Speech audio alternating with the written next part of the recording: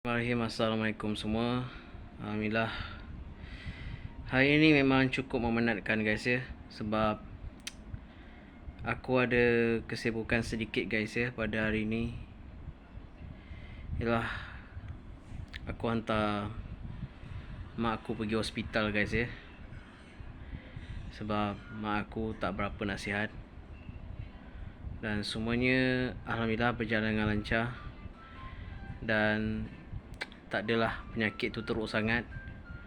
Tapi aku risau guys Aku memang sentiasa risau guys keadaan ibu bapa aku, yang boleh katakan tak berapa nasihat ni.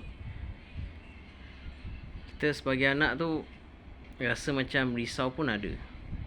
Tapi we just happy sebab mereka masih lagi selamat. Tak ada teruk sangat, sakit ibu bapa aku tak ada. Cuma kita risau mereka akan menerima penyakit yang teruk. Cuma Allah sajalah yang boleh menguji kita. Tapi alhamdulillah kan. Tapi kena pergi check juga kan. Dan nasihat jugalah untuk kita semua sentiasa jaga kesihatan.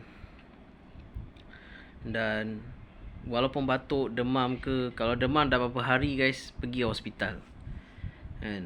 Kalau demam sekejap je makan Panadol hilang tu tak apa. Tapi jaga kesihatan. Aku risau guys setiap hari pasal ibu bapa aku. Dan InsyaAllah lah, hari ni pun aku sempat post. Dan terima kasih lah yang mana support channel ni. Alhamdulillah guys.